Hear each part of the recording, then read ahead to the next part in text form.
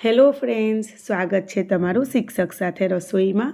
આજે આપણે immunity booster એવા ખજૂરના લાડુ બનાવીશું। તો ફ્રેન્ડ્સ, વિડીયોને એન્ડ સુધી જોજો, રેસીપી ટ્રાય કરજો। રેસીપી ગમે તો લાઈક કરજો। ચેનલને ઉપર પહેલી વખત આવ્યા છો, હજુ સુધી ચેનલને સબસ્ક્રાઈબ નથી કરી તો જરૂરથી સબસ્ક્રાઈબ કરી લેજો, જે બિલકુલ ફ્રીમાં છે।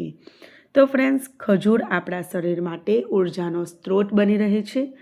ખજૂરમાં શર્કરામાં ગ્લુકોઝ, ફ્રુક્ટોઝ, સુક્રોઝ ભરપૂર માત્રામાં હોય છે અને એ ત્વરિત અને સતત ઉર્જા પૂરી પાડે છે। સાથે સાથે કસરત કરતાં પહેલાં અથવા પછી ખાવા માટે પણ ઉત્તમ છે। પાચનને સુધારે પણ છે। તેમાં ફાઇબર અને રેસાનું પ્રમાણ વધારે હોય છે। કબજિયાત અટકાવવામાં અને આંતરડાની નિયમિતતા જાળવવા માટે મદદરૂપ છે। તો ચાલો આવા સુપર હેલ્ધી ખજૂરની રેસીપી બનાવવાનું શરૂ કરીએ। તો ફ્રેન્ડ્સ, એના માટે અહીં મેં 3 પેકેટ જેટલા ખજૂર લીધેલા। 1.5 કિલો, એમાંથી કિલો જેટલા ખજૂરનો ઉપયોગ મેં લાડુ બનાવવા માટે કરેલો છે। આ સીડ્સલેસ ખજૂર છે, એટલે કે એમાં બિયા નથી। તમે બિયા સાથે લો તો તમારે પહેલાં બિયા અલગ કરી લેવાના। તમે કોઈ પણ બ્રાન્ડનું ખજૂર લઈ શકો છો। થોડુંક સોફ્ટ હોય એવું ખજૂર પસંદ કરવાનું। એને આ રીતે મેં કાતરની હેલ્પથી આ રીતે નાના નાના ટુકડાઓમાં કાપી લીધેલું છે, તમે જોઈ શકો છો, જેથી આગળ બનાવવામાં બહુ સરળ પડે। તો શાંતિથી બેસીને બધું કિલોએ કિલો ખજૂર મેં આ રીતે કટ કરી લીધેલું છે। તો જુઓ ફ્રેન્ડ્સ, આ ખજૂર મેં કટ કરી લીધેલું છે, એકદમ નાના નાના ટુકડાઓમાં કટ કરીને રાખેલું છે। હવે આપણે એને બનાવવાનું શરૂ કરીએ। એના માટે આપણે જાડા તળિયાવાળી એક કઢાઈ લઈશું અને કઢાઈમાં આપણે 3 થી 4 નાની નાની ચમચી જેટલું ઘી એડ કરીશું। જો મોટી ચમચી હોય તો તમે 2 થી 3 ચમચી જેટલું ઘી લઈ શકો છો। થોડુંક વધારે લેશો તો પણ કોઈ પણ પ્રકારની પ્રોબ્લેમ નથી આવતી। સાથે સાથે ઘી શિયાળામાં આપણા શરીર માટે બહુ જ વધારે ફાયદાકારક છે। આપણા શરીરને પુષ્કળ માત્રામાં શક્તિ પૂરી પાડે છે। ઘી હલકું ગરમ થઈ જાય ફ્રેન્ડ્સ, એટલે આપણે એમાં બદામ ઉપયોગમાં લઈશું।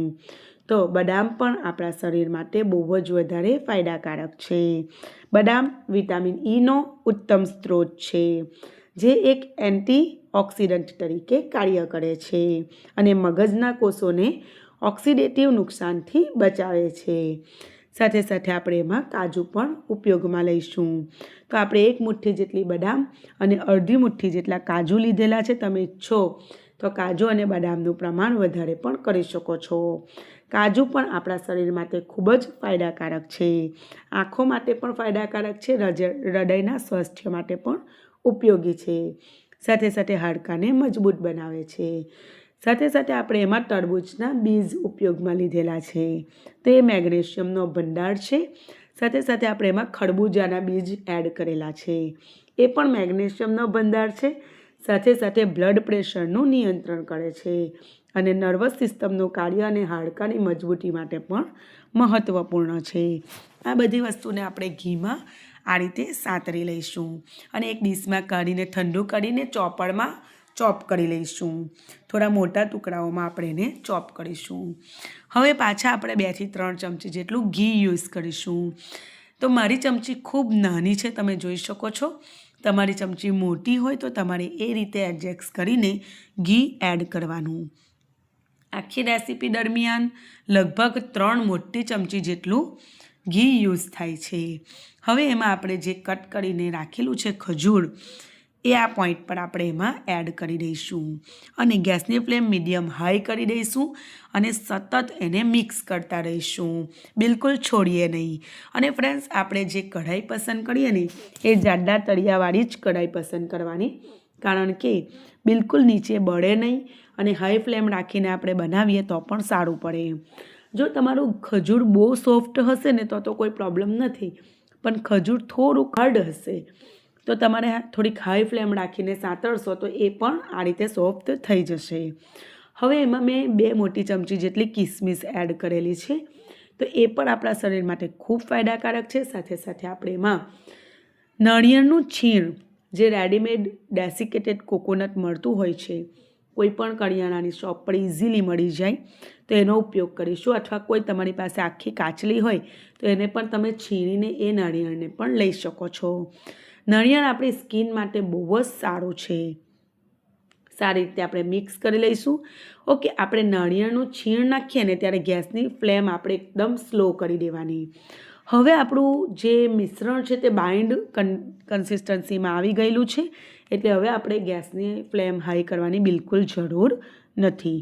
ઓકે ફ્રેન્ડ્સ, તો ખજૂર આયર્ન લોહ તત્વથી પણ ભરપૂર હોય છે, જે લાલ રક્તકણોના ઉત્પાદન માટે પણ ઉપયોગી છે અને એનિમિયા સામે લડવામાં પણ મદદરૂપ છે. તો ખજૂરને તમે જરૂરથી તમારી ડાયટમાં સામેલ કરો. બહુ જ વધારે ગુણોથી ભરપૂર છે.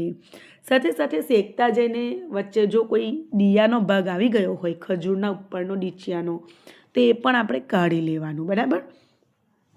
સાથે સાથે ત્વચા માટે પણ આપણું જે ખજૂર છે ને તો બહુ જ વધારે ફાયદાકારક છે ફ્રેન્ડ્સ. હવે આપણે એમાં આ રીતે ડ્રાય નટ્સ જે આપણે લીધેલા અને એ નટ્સને આપણે આ રીતે ચોપ કરી લીધેલા છે ચોપરમાં અને અહીં એડ કરી દઈશું. તો જુઓ, આ રીતે આપણે એને એકદમ સારી રીતે મિક્સ કરી લઈશું. ગેસની ફ્લેમ બિલકુલ સ્લો ચાલુ છે અને સાથે સાથે ઝડપથી આપણે એને મિક્સ કરી લઈશું. તો ફ્રેન્ડ્સ, ખજૂરમાં છે ને પુષ્કળ માત્રામાં વિટામિન B6 પણ હોય છે, જે ત્વચાને સ્વસ્થ રાખવામાં, નર્વસ સિસ્ટમની કાર્યક્ષમતા સુધારવામાં પણ ખૂબ ફાયદાકારક છે. તો ગુણોથી ભરપૂર ખજૂર તમે જરૂરથી ખાજો. હવે જુઓ, આ રીતે મેં ગેસની ફ્લેમ બંધ કરી લીધેલી છે, નીચે ઉતારી લીધેલી છે કઢાઈ. હાથથી ટચ કરી શકાય એટલું જ ગરમ છે. હવે એમાંથી આપણે આ રીતે લાડુ બનાવી લઈશું. બહુ જ સરળતાથી બની જશે, કોઈ જ પ્રોબ્લેમ નથી આવતી. તમે જોઈ શકો છો કેટલું સરસ બાઇન્ડિંગ આવ્યું છે. એમાં આપણે જે બધી વસ્તુ યુઝ કરી છે ને એ તમામ વસ્તુ આપણા શરીર માટે બહુ જ વધારે ફાયદાકારક છે. નાના બાળકોથી લઈને મોટા વડીલો સુધી તમામને ભાવશે પણ ખરા આ લાડુ. તો ફ્રેન્ડ્સ, રાહ શેની જુઓ છો? ફટાફટ તમે પણ આ ડ્રાયફ્રૂટ ખજૂર લડ્ડુ બનાવીને ટ્રાય કરો. રેસીપી તમને જો ફ્રેન્ડ્સ થોડી પણ ગમી હોય તો પ્લીઝ જરૂરથી લાઈક આપજો અને ચેનલને સબસ્ક્રાઈબ કરવાનું બિલકુલ ના ભૂલતા. તો જુઓ ફ્રેન્ડ્સ, આ રીતે આપણે બધા જ ખજૂર બનાવીને તમને પછી બતાવીએ છીએ. તો શાંતિથી બેસીને મેં બધા ખજૂરના લાડુ કરી લીધેલા છે, તમે જોઈ શકો છો આ રીતે. અને નીચે તમે જોઈ શકો છો ડીશ ભરીને એવા આપણા લાડુ તૈયાર થયા છે. તો 1.25 કિલો અથવા 1.25 કિલોથી થોડાક પ્રમાણમાં વધારે લાડુ બન્યા છે. કિલો જેટલું આપણે ખજૂર લીધેલું અને બાકીના ડ્રાયનટ્સ લીધેલા. તો ફ્રેન્ડ્સ, સુપર હેલ્ધી બને છે, ઓછા ભાવમાં અને ચોખ્ખી રીતે ઘરે બનાવી શકાય છે. આમ તો દરેક વસ્તુ હવે બહાર મળતી જ હોય છે, ચોખ્ખાઈનો બહુ પ્રશ્ન હોય. બહાર મળતું હોય ને એમાં એટલી બધી ચોખ્ખાઈ નથી હોતી, એટલે ઘરે એકદમ સરળતાથી બની જાય છે. તો શા માટે આપણે બહારથી લાવીને ખાવું નહીં? અને ટાઈમની જો વાત છે ફ્રેન્ડ્સ, તો આપણે ટ્રાય કરીએ ને તો આપણી ફેમિલીના સ્વાસ્થ્ય માટે આપણે થોડોક ટાઈમ તો કાઢી જ શકીએ. તો ચાલો ફરી મળીશું એક નવી રેસીપી સાથે. ત્યાં સુધી આવજો. Take care. Bye bye.